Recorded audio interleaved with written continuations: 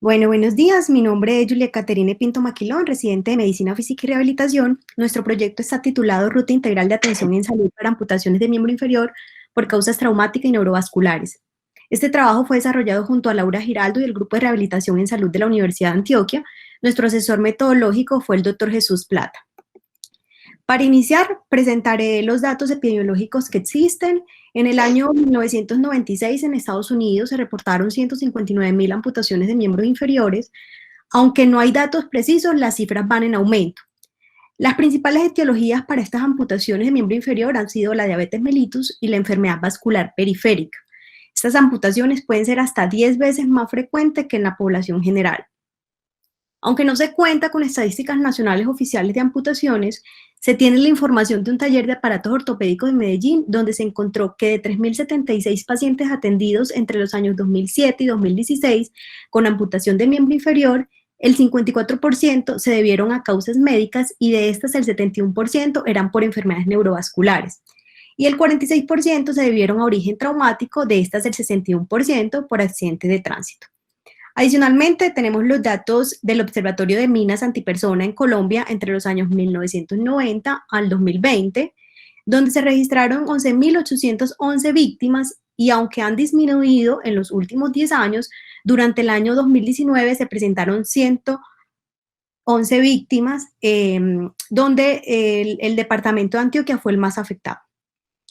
Y se ha calculado que el 70% de los lesionados por minas antipersona sufren amputación de una extremidad. Teniendo en cuenta la Clasificación Internacional del Funcionamiento de la Discapacidad y de la Salud, CIF, las consecuencias de la amputación de una extremidad producen alteraciones significativas de las funciones y estructuras corporales. Además, puede presentar limitaciones en la actividad y restricción en la participación, relacionadas especialmente con el autocuidado y la movilidad. Todo esto puede reflejarse en dificultades en el ámbito laboral, como también puede interferir en el cumplimiento de roles sociales. La realización de nuestro proyecto tuvo como base importante dos trabajos realizados por el Grupo de Rehabilitación en Salud de la Universidad de Antioquia.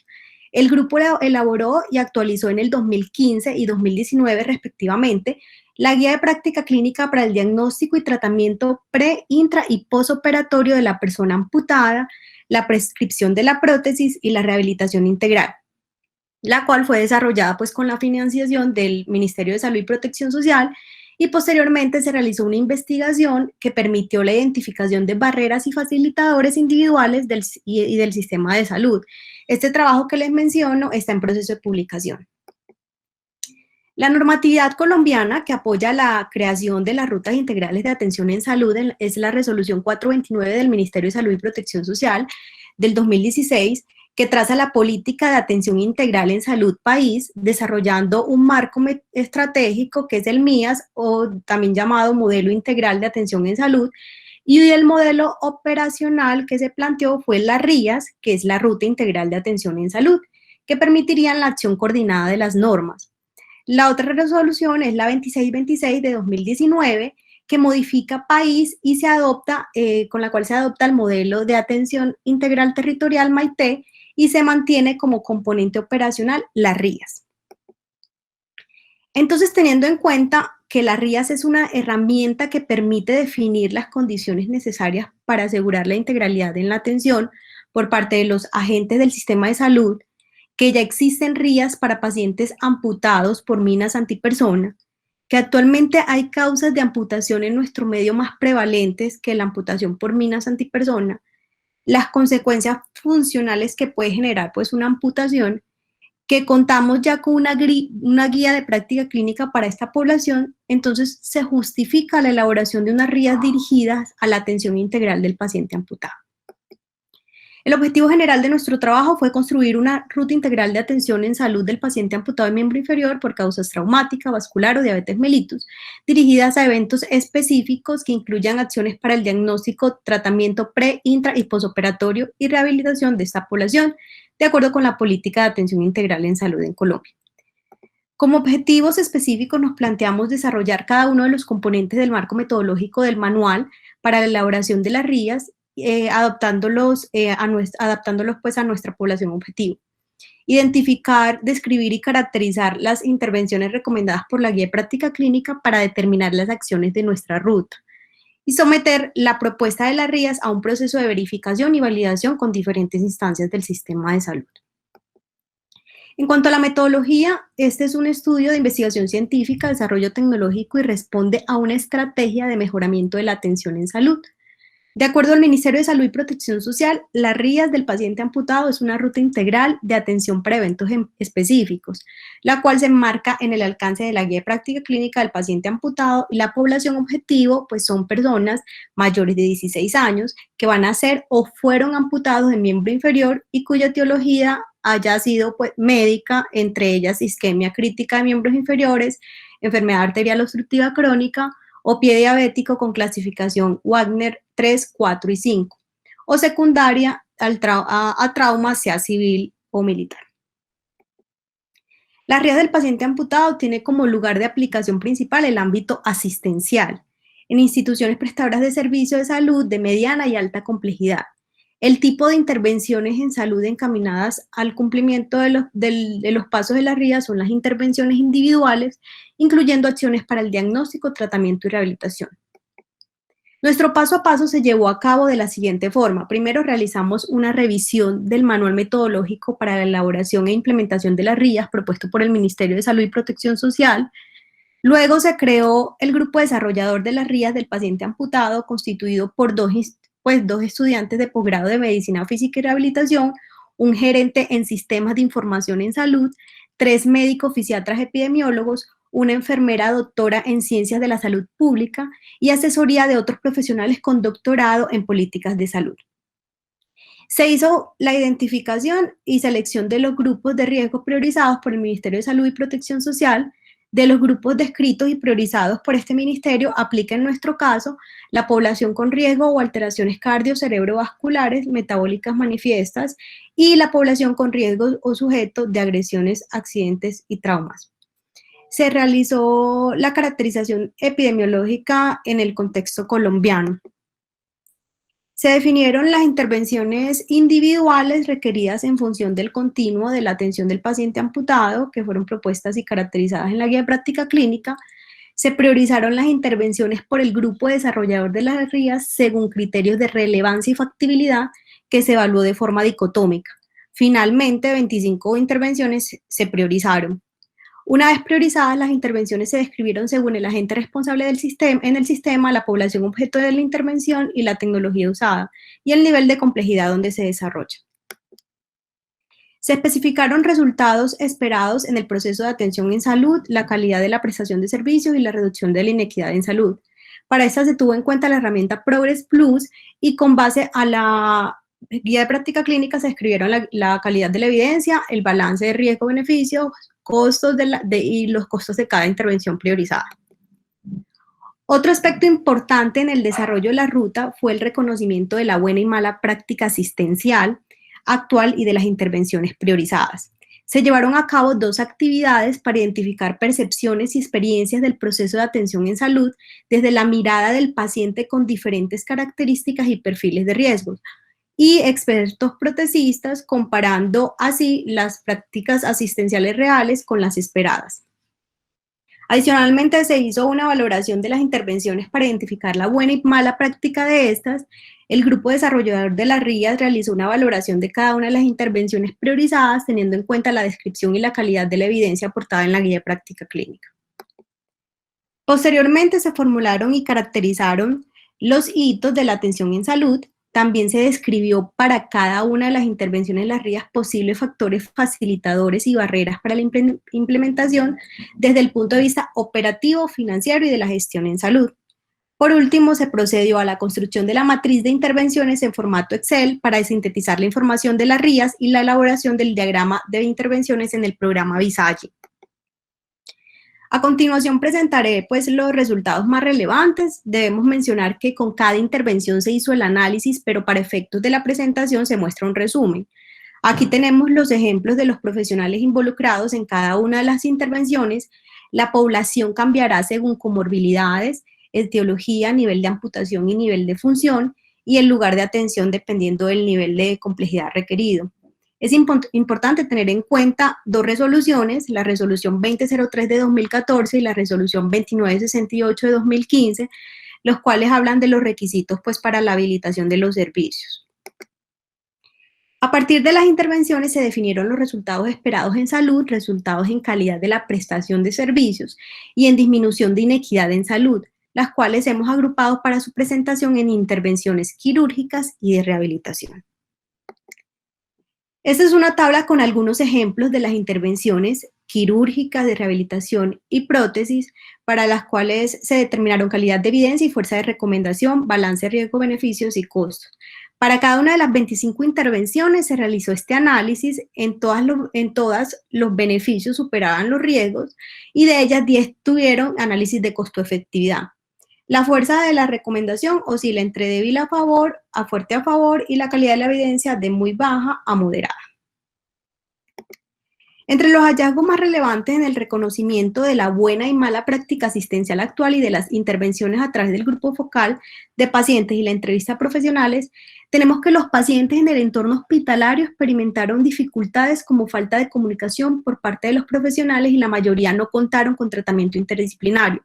En el entorno ambulatorio, dificultades en el proceso de prescripción y adaptación protésica por la poca disponibilidad de médicos fisiatras en la ciudad. Además, señalan la poca oportunidad de citas relacionadas con su proceso de rehabilitación. En la entrevista a 2 profesionales expertos protecistas, estos consideran que la mayoría de los pacientes se adaptan a la prótesis prescrita, resaltan la relación tan importante entre las técnicas quirúrgicas y el logro de la adaptación. Por ejemplo, ellos señalan que es importante la longitud del muñón, pero que esto no sacrifique los tejidos blandos. Además, a pesar de que ellos reconocen dificultades en la elaboración de prótesis postoperatoria inmediata, la siguen recomendando.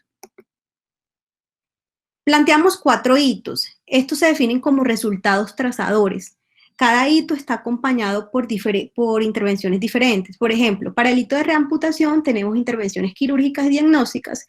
El desenlace que se busca es disminuir las reamputaciones a menos del 10% por año, usando un indicador que nos permita medir este resultado y la fuente será la historia clínica con sus códigos específicos de reamputación.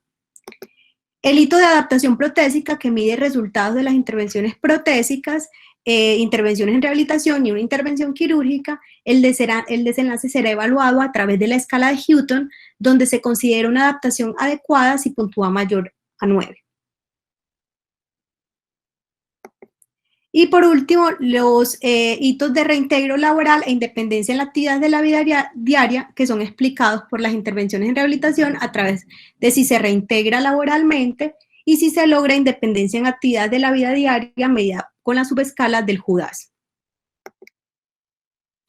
Se establecieron barreras y facilitadores para la implementación de cada intervención desde diferentes parámetros que fueron mencionados anteriormente. Así, por ejemplo, en la intervención reconstruir en trauma, algunas barreras son que no se cuente con el perfil profesional para el desarrollo de la intervención en niveles de mediana complejidad, la no disponibilidad de servicios quirúrgicos de alta complejidad. Algunas barreras en el uso de antibióticos profilácticos son la falta de adherencia a las guías y protocolos por parte del personal médico asistencial. En el programa de rehabilitación física, podríamos encontrar barreras como la no agilidad de los procesos administrativos, la falta de continuidad en el proceso de atención y en la prescripción protésica, pues podríamos tener que no hay suficientes IPS habilitadas. Aquí mostramos el diagrama con las intervenciones, quisimos dividirlo para mostrar el paso a paso, lo dividimos en ámbito hospitalario y ambulatorio. Para que entendamos la gráfica, el círculo verde indica un punto de entrada, el círculo con doble aro es un conector que implica que un usuario cambie de un nivel de atención a otro, los rectángulos azules son intervenciones, el rombo amarillo es una toma de decisión, el rectángulo rojo es un hito, las líneas punteadas llevan al hito y los círculos con los números 1 y 2 significa que pasa al ámbito ambulatorio. Así tenemos que el paciente con extremidad en riesgo de amputación puede ingresar por consulta externa o urgencias, sea por isquemia crítica, infección o trauma grave. El paciente con isquemia crítica deberá remitirse a un nivel alto de complejidad para la realización de pletismografía más presión arterial sistólica digital y en el tobillo. Si el paciente tiene una infección y esta es grave o presenta una gangrena húmeda necrotizante, se programará para amputación en 2 tiempos. Si no, se programará para amputación según el nivel. Ahora, si el paciente presenta un trauma grave y tiene la posibilidad de reconstrucción, se programará para esto. Si no hay posibilidad de reconstrucción, se programará para amputación según nivel. En esta primera parte aparece el primer hito que ya mencionamos de reamputación. Después de definir el nivel de amputación, las intervenciones dependerán si estamos en el periodo perioperatorio, quirúrgico o en rehabilitación postoperatoria. Así, en el periodo perioperatorio se encuentra la analgesia epidural, el uso antibiótico profiláctico. En las recomendaciones de técnica quirúrgica se incluye el no uso de drenes. Y nos plantearemos las siguientes preguntas. ¿El paciente es candidato a amputar bajo rodilla? Si la respuesta es no, se realizará una amputación transfemoral y se realizará miodesis y se buscará mantener por lo menos, al menos el 57% del miembro contralateral. Si la Doctora, le quedan 5 minutos. Sí, señor. Si la respuesta es sí, se podrá realizar una amputación del medio pie o retropié en el caso de isquemia o diabetes con 2 o más rayos comprometidos. O bien sea, se podrá realizar una amputación transtibial. En esta última, al preguntarse si hay defectos de cubrimiento de tejidos del muñón, si la respuesta es sí, se realizará un procedimiento reconstructivo del muñón. Si la respuesta es no, se pasará a rehabilitación. En el escenario de rehabilitación postoperatoria se hará tratamiento de dolor neuropático y nos haremos la pregunta de si hay posibilidad de adaptación protésica inmediata. Si la respuesta es sí, se formulará la misma. Si la respuesta es no, pasará al ambiente ambulatorio. Como hemos visto, pues hay diferentes intervenciones que van seguidas de círculos enumerados. Esto indica que pasan al ambiente ambulatorio. Ya en el ámbito ambulatorio tendremos las intervenciones en rehabilitación, es decir, rehabilitación física, rehabilitación integral, evaluación ocupacional y adaptaciones ergonómicas. Aquí aparecen otros hitos llamados reintegro laboral e independencia en actividades de la vida diaria. La otra fase del ámbito ambulatorio es la prescripción protésica, que estará definida según el nivel de amputación y el nivel funcional. Aquí continúa la prescripción protésica y en este último punto se incluye el hito de adaptación protésica, el cual se evaluará con la escala de Houghton. En la actualidad, con respecto a la discusión, en la actualidad se han hecho diferentes tipos de rutas integrales de atención en salud, algunas de ellas relacionadas con condiciones específicas de salud priorizadas, como la ruta para el manejo del síndrome coronario agudo y la ruta para víctimas de minas antipersona y municiones sin explosionar. Otras rutas que se han enfocado en la promoción y mantenimiento de la salud, en el curso de la vida de carácter individual y colectivo, y en grupos de riesgo como es la población materno-perinatal. Estas últimas han sido aprobadas por el Ministerio de Salud y Protección Social. Con respecto al grupo de RIAs relacionadas a eventos específicos, hemos desarrollado esta investigación que tuvo como propósito crear la primera RIA del paciente amputado de miembro inferior por causas traumáticas y neurovasculares.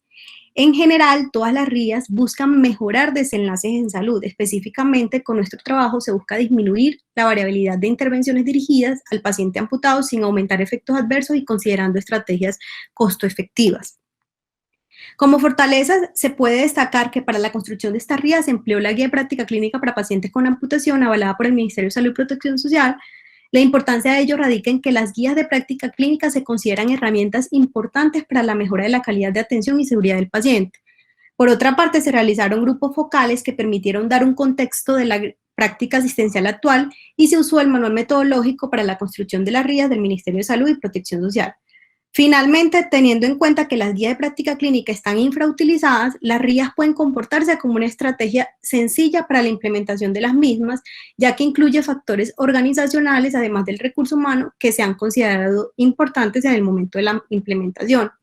Una de las limitaciones encontradas fue la falta de datos epidemiológicos precisos registrados en los sistemas de información y se reconoce una limitación en la definición de equidad y factores relacionados en el contexto de la población amputada de miembro inferior. Proponemos que para futuras investigaciones se realicen un seguimiento a las intervenciones donde se evalúe la adherencia y la efectividad de las mismas a través de los resultados de gestión e indicadores del proceso que hemos propuesto en esta investigación. Esto permitirá mejorar la comunicación entre los diferentes actores. Además, los investigadores podrían evaluar las RIAs como una estrategia de implementación de la guía de práctica clínica para otros grupos poblacionales diferentes al expuesto en este trabajo. Como conclusión, hemos construido la primera ruta integral de atención en salud del paciente con amputación de miembro inferior por causas traumáticas y neurovasculares, y se busca con ella orientar a los agentes del sistema de salud y además actores involucrados para impactar en los desenlaces en salud y equidad de esta población. Además, las RIAs podrían considerarse como una estrategia de implementación de la guía de práctica clínica. Muchas gracias.